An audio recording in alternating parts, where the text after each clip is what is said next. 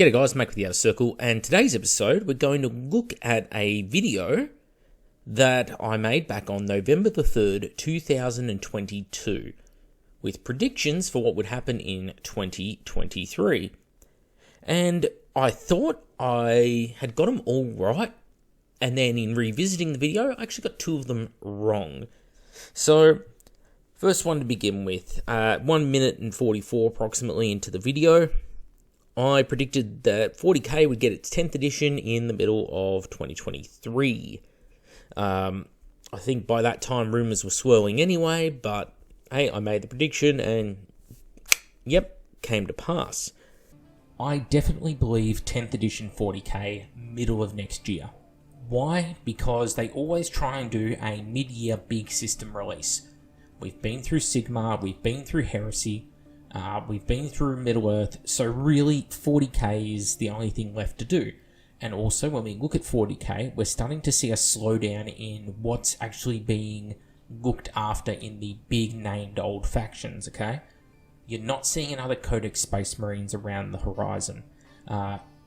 You're not seeing anything done with maybe Dark Eldar, for example. Yep, sub-factions like Khorne, we know they're going to come, obviously.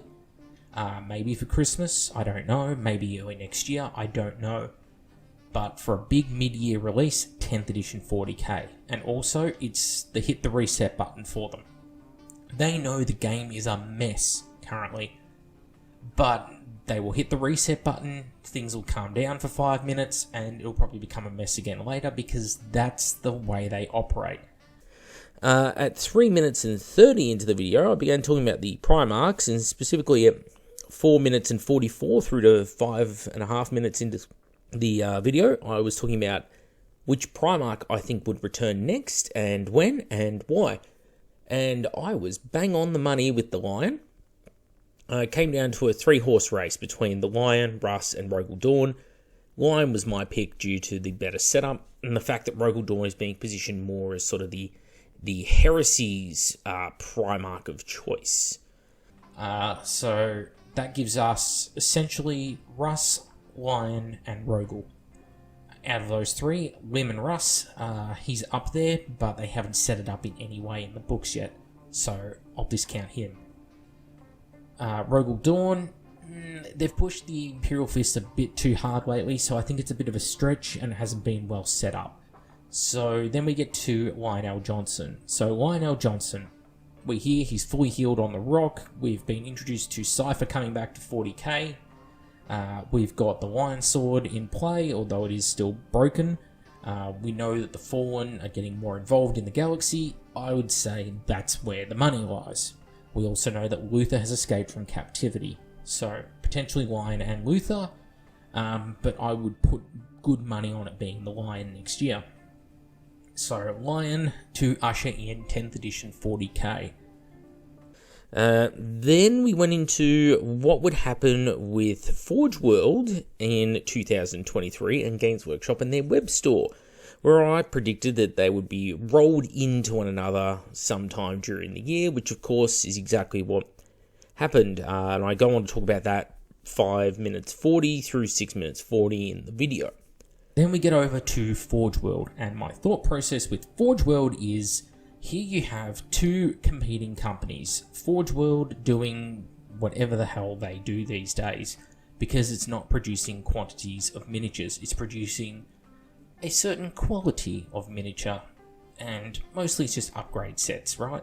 Different heads, different weapons, that kind of thing, and the occasional character for the Horus Heresy. So my belief is, Heresy is becoming mainline Games Workshop. Therefore, Forge World is going to become more boutique. I see them getting rolled into Games Workshop because the two are competing for the same turf. Now, that was my 3 correct predictions out of the 5 that I made in that video. The other 2 predictions, where I got it completely wrong. The first was I thought Forge World would still exist in some capacity. Certain miniatures and kits would be marketed as Forge World kits as a boutique range, and I spoke about that from 7 minutes approximately in the video, where I predicted that, you know, these particular Miniatures will be sold as boutique, upper scale items to justify higher prices, whatever it may be. That did not come to pass. They just label everything as Games Workshop now, and just a little note that, hey, this is a resin kit. That's what they do. Now, I expect there to become a little tab on this webpage, somewhere up next to maybe Black Library and Painting and Modelling, and it'll be called something like Forge World, or Warhammer Boutique, or Warhammer Bespoke, or something like that, okay? Some marketing term that says this is where the high-end special models are, and all your Titans, your super heavies, that kind of thing, that's where they'll live, okay? And then the other prediction that I got wrong was 9 minutes 30 into the video. I mentioned how I thought production woes would start to ease up, that they would get off the accelerator pedal of the constant releases and instead try and organise their production, keep things in stock, which definitely has not come to pass. On top of that, in 2023, I expect their production management to be starting to get back on top of things. Because although I can't know for sure, having managed a plastics factory, I can tell you that it's a really hard job. And the fact they're constantly out of stock at the moment of everything, I actually am sympathetic towards them. And I want to explain why I use this brief part of the video for that. So, how did I do overall? Well, I think the important predictions, 10th edition 40k, the correct choice of Primark, and Forge World being rolled into Games Workshop, they were all very, very good predictions. And again, I think rumours were swirling by that point in time anyway, but I staked my claim to it. And so, as I said when I recorded that video, you will get your chance to tell me, haha, Macca, you were right, or haha, Macca, you were wrong. And hey, I put my name to it. The other two, though, the lesser predictions, the Forge World being a boutique range, that was me trying to use wise marketing. Yeah, no, that did not pan out, that rumour that I created. Neither did the production woes starting to ease up. I mentioned a whole host of factors that affect production and what could be done about it. And unfortunately, that all went absolutely nowhere. As it turns out, for better or worse, their production has not improved at all over that duration of time. So, I got some right, I got some wrong. I have to take the losses, take the hits, but I think on the whole, my predictions were pretty damn good, considering I have no really internal insight into the company currently. There are not a lot of people who are willing to speak about what's going on behind closed doors, although I have been lucky enough to be contacted by several former staff of the company in America and in the UK who have provided me information about their time at the company. But on the whole, the image that just keeps forming in my mind is one of a company of just slightly skewed ideas of what they want to be. They can't seem to commit to anyone. Are they a games company? Are they a miniatures company? The games they're producing are, well, they're not the greatest games. The rules could be a lot tighter, but there's no need to make the rules any tighter if the community is going to pay the same amount regardless. And they're not losing sales because of their bad rules, one can argue. And if they do start to lose sales because of bad rules, they can just pull the gimmick of a new edition out of a hat. So none of that's an issue. When it comes to creating the best miniatures in the world, at the moment, I very much don't think they do create the best miniatures in the world. I think they create very good miniatures. There are several companies that I would say, and some individual sculptors who freelance work for themselves, produce better miniatures. But for mass-produced injection-molded plastics, they're pretty much at the top of it because not many other people are contesting them in that particular domain. Now, also remember that a lot of the people who made the company what it is today are gone. They've left, for better or worse. And because of that, we ended up in a situation where, well, the competition being run by former Games Workshop staff, and a lot of the competition are taking some of the bad practices of Games Workshop on board. Pricing is one of them. The pricing is going up just for every miniatures company across the board. But Games Workshop has really created the industry model here. They are the biggest and sort of the longest established brand. And when you have people who leave Games Workshop and move on elsewhere, it's kind of seen as a, how do I put this? It's like a feather in a person's cap to have worked for Games Workshop, which is an odd thing to me because I, as you would all know from watching my videos, don't consider it to be a particularly well-run company. I think of it as a company that is sort of just lucked into success repeatedly. But Games Workshop former staff has a sort of special ring to it, a connotation. You'll notice that people can start successful careers just having been Games Workshop staff. They're able to start YouTube channels, they're able to start paint brands, whatever it might be, based off the fact that I used to work for Games Workshop. What does a person in this industry think about this thing?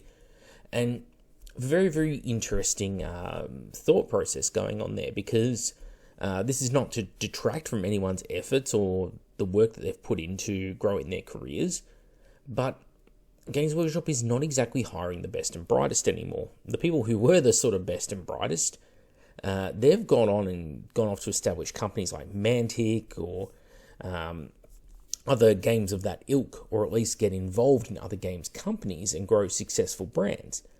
And what we're sort of left with now is a group of people who have inherited, at least in the management space, inherited the reins to the work that those people created, but without any of the creative vision in there to go along with it. Instead, the company has sort of descended into this really commercialized entity, I'm afraid to say, where rather than letting creatives take the lead, they're simply stipulating this is what the creatives need to make. And that can work for some industries, but I think you only need to look at the video games industry to see what the actual outcome of that is, where when a company gets too big, it starts to lose that artistic integrity, and you end up seeing all these poor products released, which are quite underwhelming, and it's just the fact that you have an established core audience hanging around that keeps things sort of ticking over. I think Electronic Arts, Activision are both Ubisoft, all excellent examples of that very thing. And it's a real shame because some of these companies, like look at Blizzard, for example, in video game space.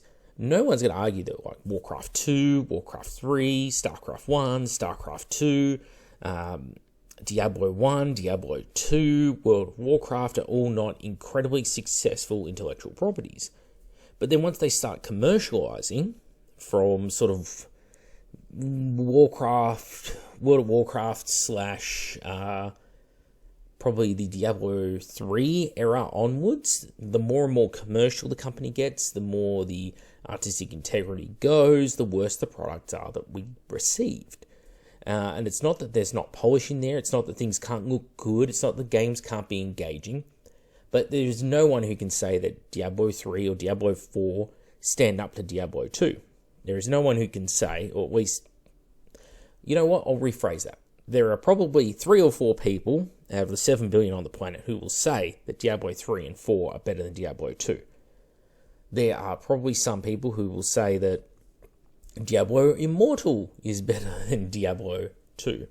Good on them, right? Same as there are people who will say that Call of Duty World War II is somehow better than Call of Duty World at War, okay? Or that Battlefield 2142 or 2042, whatever the last one was, is better than Battlefield 4, right? And you know that those statements aren't really true. They've just sort of, you know, they're in love with the IP, they're in love with the brand, with the thrill, the rush that the game gives them, and they've stuck with it, persisted with it over time. And I feel like that's sort of the place we're in with Games Workshop. Anyway, this video started with me talking about rumours that I got correct. Well, they weren't even rumours, they were just my predictions. I don't know why I said rumours. And I did a pretty good job of it, I think.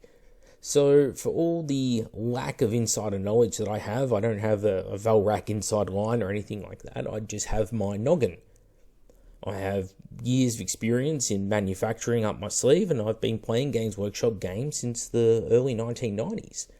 And because of that, I'm only in my mid-30s. You know, I started out as a kid in early primary school. where I didn't really understand what I was getting myself into at the time.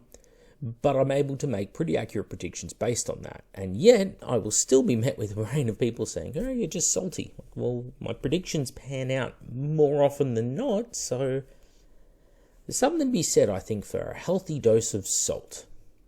Anyway, this is a short and rather boring episode for you, but I can tell you that the next episode is going to be a lot more interesting, because I want to talk about demons and demon engines specifically in the Horus Heresy. I think that's going to be a fun one. So I will see you all on that video, and, well, hope you enjoyed this one for what it was worth. See you next time.